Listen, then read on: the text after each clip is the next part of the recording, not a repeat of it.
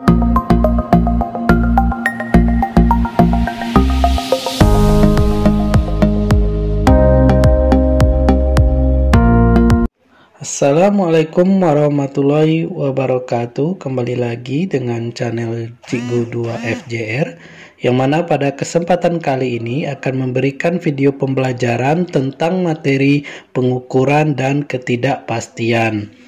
Sebelum materi ini, Ananda di rumah sudah mempelajari tentang besaran dan satuan, yang mana besaran itu adalah segala sesuatu yang dapat diukur dan dinyatakan dengan angka. Ya, jadi segala sesuatu yang diukur itu berarti kita akan melakukan pengukuran, di mana dalam pengukuran itu pasti ada keteledoran atau kesalahan-kesalahan yang akan terjadi, sehingga di sini juga kita akan membahas tentang ketidakpastian pada pengukuran itu sendiri.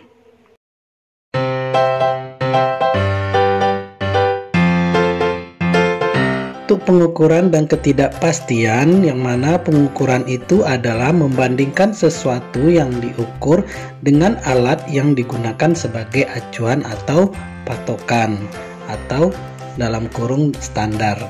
Dalam pengukuran selalu terdapat ketidakpastian karena faktor keterbatasan alat ukur atau ketidakmampuan instrumen untuk membaca di luar batas bagian terkecil yang ditunjukkan. Walaupun telah memiliki definisi, pengukuran masih memiliki kesalahan atau ketidakpastian dalam pengukurannya, yang mana untuk kesalahan pengukuran sistematis diakibatkan yang pertama adalah keterbatasan ketelitian alat ukur, yang B, kesalahan pengaturan atau kalibrasi alat ukur, yang C, kesalahan sudut pandang atau paralaks saat membaca alat ukur, yang D, kesalahan akibat menyederhanakan nilai atau sistem, yang E, pengukuran tunggal sehingga tidak akurat. Oleh karena itu, kesalahan relatif atau batas suatu toleransi pengukuran harus selalu dicantumkan dalam hasil pengukuran, yang mana untuk pengukuran tunggal adalah pengukuran yang dilakukan terhadap suatu besaran sebanyak satu kali saja, yang mana nilai kesalahan pengukuran tunggal antara lain yang A, kesalahan mutlak. Cara kesalahan mutlak itu adalah delta X sama dengan setengah kali ketelitian. Yang ini adalah ketelitian alat ukurnya. Yang B adalah kesalahan relatif, yang mana kesalahan relatif disingkat dengan KR, yaitu sama dengan delta X per X, dengan persentase kesalahan relatif persentase KR sama dengan delta X per X dikali 100%. Selanjutnya adalah pengukuran berulang. Adalah pengukuran yang dilakukan terhadap suatu besaran secara berulang untuk mendapatkan akurasinya, di mana nilai kesalahan pengukuran berulang antara lain yang A, kesalahan mutlak, yaitu delta X sama dengan sigma tanda mutlak XI dikurang X rata-rata dibagi N, yang mana XI itu adalah data pengukuran I, X rata-rata adalah rata-rata hasil pengukuran, dan N itu adalah jumlah percobaannya. Yang B adalah kesalahan relatif, yaitu KR sama dengan delta X per X, dengan persentase kesalahan relatifnya adalah persen KR sama dengan delta X dibagi X sama kali 100%.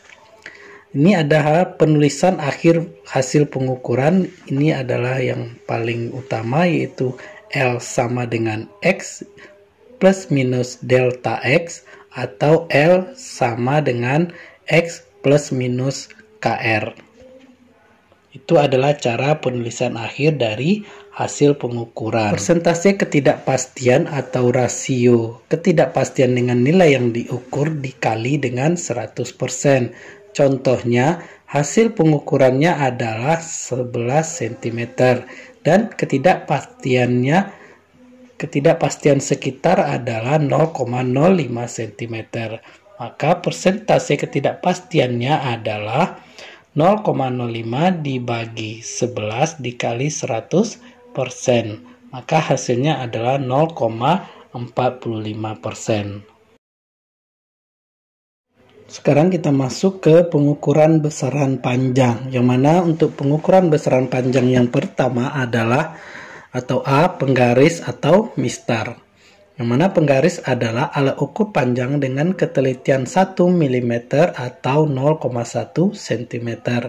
Di bawah ini sudah ada contoh pengukuran panjang suatu pensil, yang mana untuk awalnya pangkalnya adalah 0,5, sedangkan ujung pensil itu terletak pada penggaris 7,2.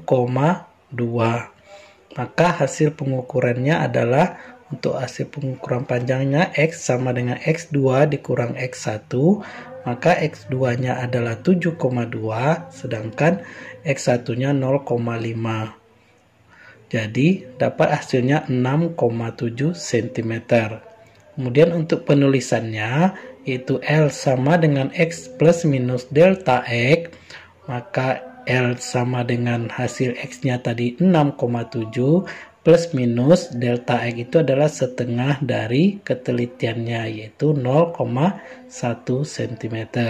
Maka hasilnya adalah L sama dengan 6,7 plus minus 0,05 cm.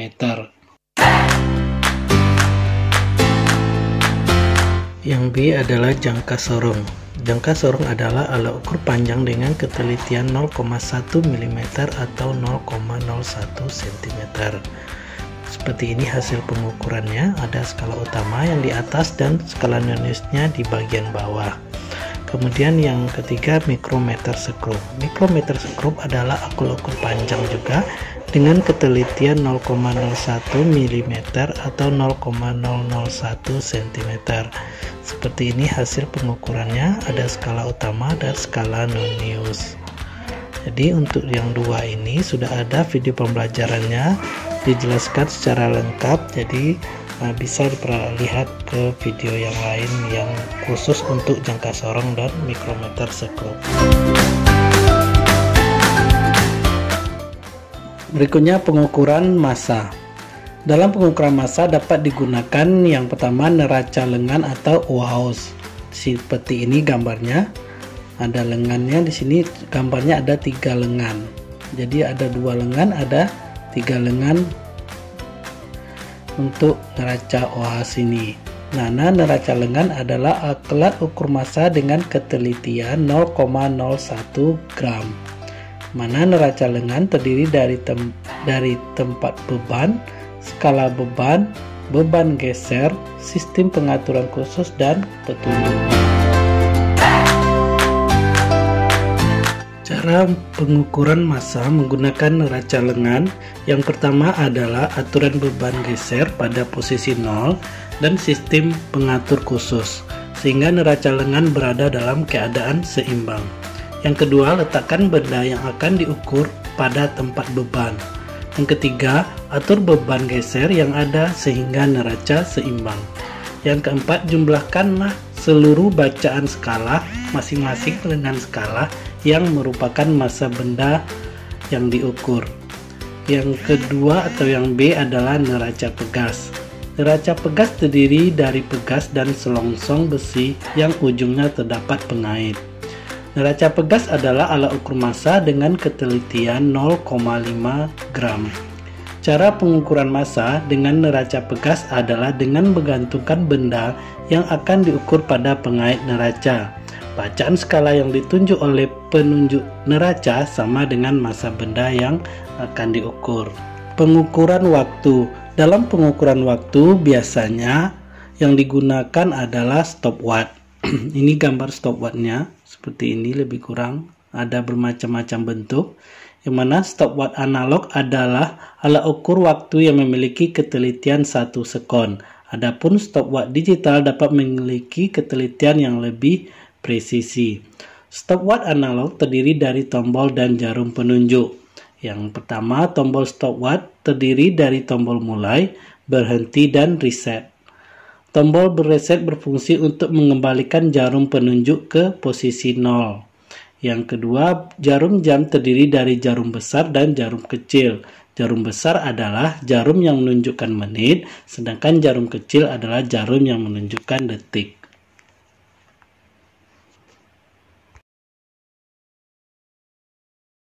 Untuk cara penggunaannya, yang pertama adalah tekan tombol reset lalu lepaskan sehingga jarum menunjukkan kembali ke posisi 0. Tekan tombol mulai lalu lepaskan ketika hendak memulai pengukuran. Berikutnya, tekan tombol berhenti lalu lepaskan ketika pengukuran tepat selesai. Terakhir adalah hasil akhir adalah penjumlahan bacaan jarum besar atau menit dengan bacaan jarum kecil atau detik.